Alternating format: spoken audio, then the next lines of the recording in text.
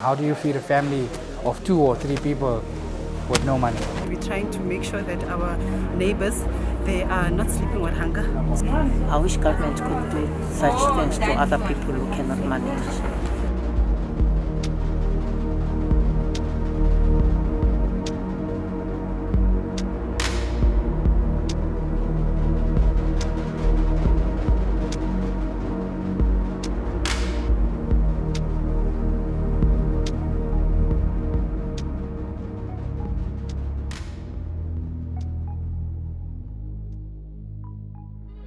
The SDI force, in partnership with the city and Pick It Up in particular, because these are the waste pickers, we're handing them food, vegetables and food hampers to make sure that when they are not being able to pick waste, they must be at home because they're not part of essential services. So we bring them food because if we don't, they don't have money, they won't be able to sleep with food on the stomach. People were kind enough to donate all these packs you've seen today. We've collaboratively worked with the city of Johannesburg, I think this is Region E, and it's gone quite successfully. You'll see it was done in hopefully a COVID compliant manner where everybody was sprayed before they came in here. People were tested at the top. The city were incredible. It started as a private initiative, and before very long it became a private-public initiative, and they embraced it, and they basically just joined with us 2-3 days ago, and they said, right, you're doing well, we can't have you handing out food at traffic lights, which we accepted. We've got to bring the people into designated shelter points, which we accepted, and today was really it's them, not us. They put the planning here together today. Certainly not going to take credit for that. We were involved in getting the food to this point, and we would carry on to the city's request, rolling out in an organised manner.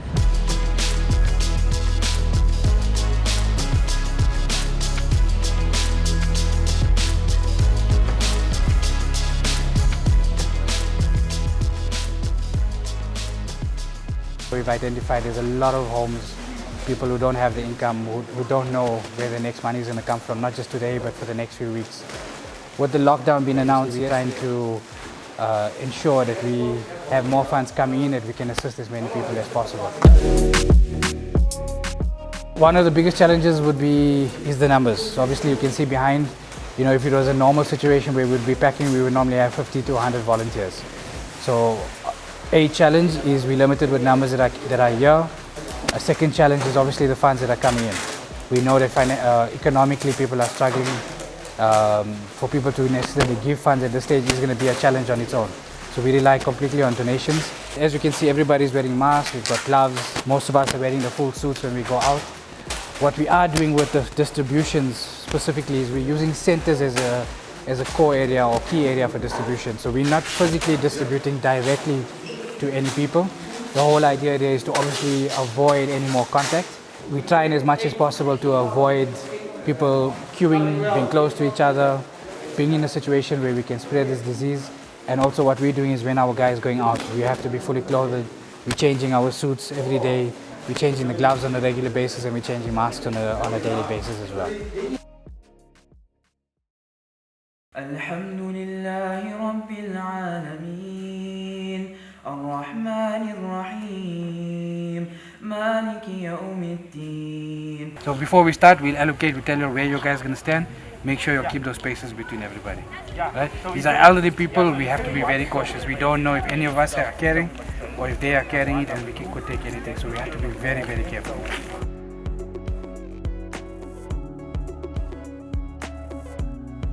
We have the venue here in Springs. We've got 50 parcels which we're currently offloading. As you can see around us, we've got approximately 10 to 12 people here.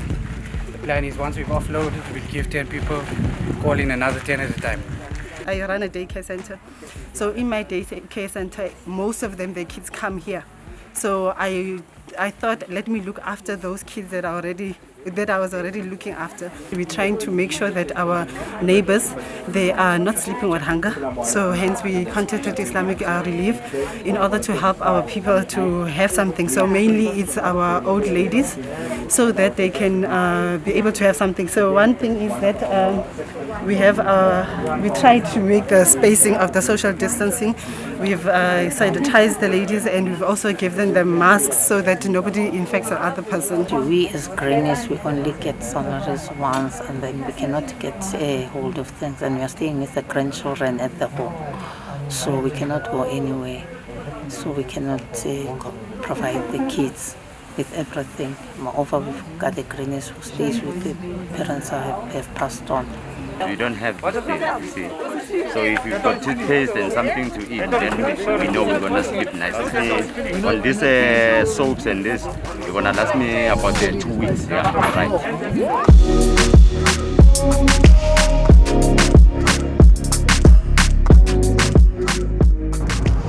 We're going to Ebenezer Hannah Home, where there are kids and old people there. But specifically, the home is for the kids. So what's your feelings when you come through to job? What's your kids? Actually, my feeling, I feel good, especially when I have something with me. When this car enters the yard, they're expecting something. So when I come in here without anything, then it's not a good feeling for me.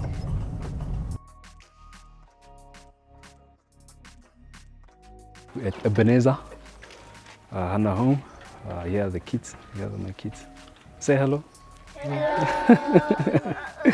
Yeah, here's my kids, and then I distributed. This is our first delivery for a day, and then get them some rice and vegetables.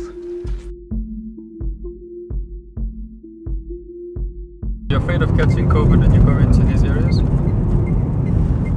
Yeah, I get to think about it, but yeah, I am afraid.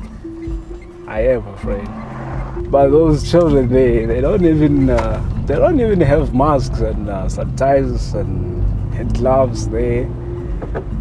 And I wanted to buy one mask for myself, and it cost about 50 rand each. So now I had to understand why those kids, they don't have masks. All right, now we're going to two families that are known as people who are really in need of food. Families where there is no person, there's no one who's working there.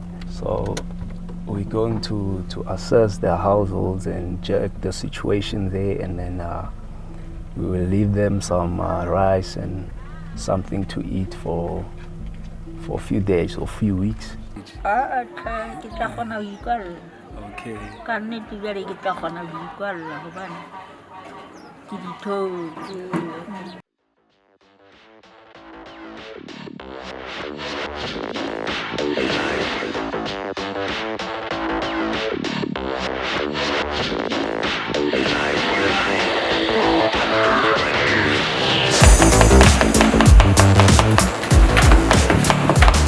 So basically what's happening is that the guard arrived at 8 o'clock. What we do is that we receive back to the containers from that we delivered the food in yesterday.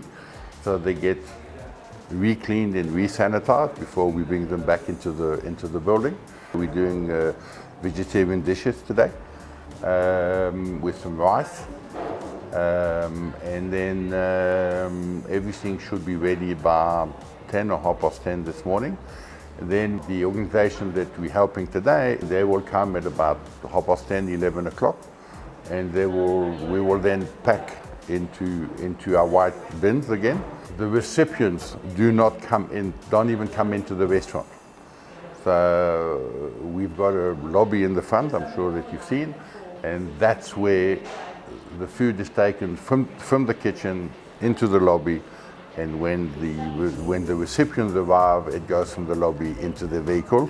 We send protective items. So we send some masks, gloves, headgear, so that the people that serve the food then can make sure that food is served properly. And we give them a little sheet of paper and we say, can you make sure that this is covered and that there's some kind of social distancing, as much as we can, because when you have 400 people which are starving, it's always difficult to ask them to stay a meter apart.